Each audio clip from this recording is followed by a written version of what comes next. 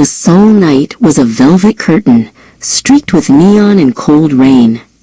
Han Jun-seo, polished and burdened, felt the weight of his father's expectations like the tailored wool of his suit.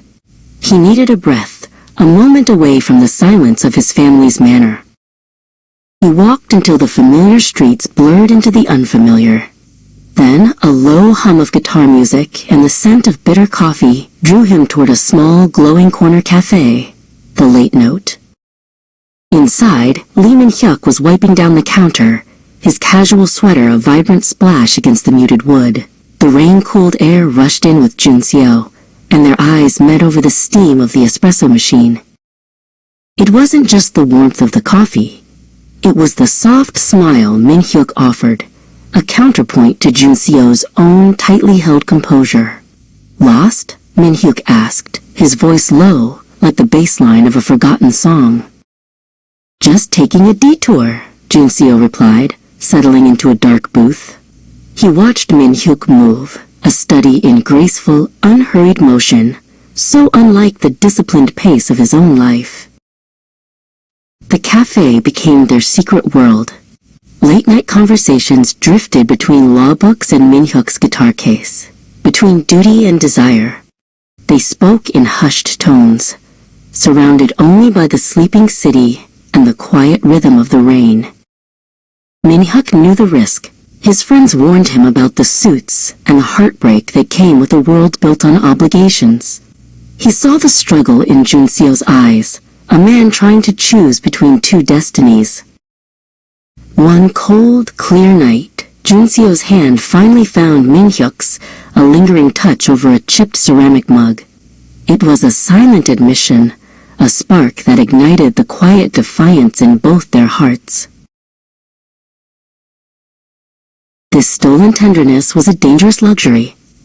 Every smile, every late-night text was a tightrope walk over the expectations of Jun-seo's family, whose world had no room for unscripted love. Then came the night of the formal family dinner, where his father spoke of futures and mergers. Jun-seo felt the walls closing in, the air growing thin, the silence of his duty louder than any music. He ran, not away from Min-hyuk, but toward him. He found him in the cafe, not behind a counter, but sitting on a stool, playing an original song on his old guitar, a melody of yearning and freedom. The music ended, the final note hanging in the air. Jun-seo stood in the doorway, the city lights reflecting the defiance in his eyes. He didn't say a word, just walked over, his dark suit brushing Min-hyuk's jeans, and chose the warmth of the note over the chill of the tailored life. A year had turned the fear of the formal suit into the comfort of shared silence.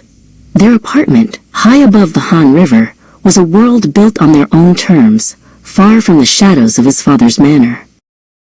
He moved toward the rooftop garden, a patch of green they'd cultivated in the sky. Min-hyuk was already there, tending to a small, resilient rosemary bush. The air smelled of damp soil and the fresh promise of the morning. "Morning, sleepyhead," Min-hyuk murmured, not looking up, his hands earth-stained. Jun-seo watched him, remembering the careful, constrained man he used to be. That man, burdened by obligation, was gone. Jun-seo walked over and slipped his arms around Min-hyuk from behind, resting his chin on his shoulder.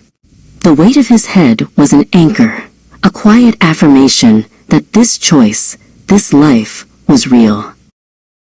"I still can't believe we built this," Min-hyuk said, touching Jun-seo's hand where it rested over his heart. "It feels like a dream I never thought I could keep." "It's real," Jun-seo whispered, kissing the top of Min-hyuk's head. "And it's only the beginning. No more late notes. Just us and the sunrise." He breathed in the scent of soil and Min-hyuk, a perfect, resolute peace.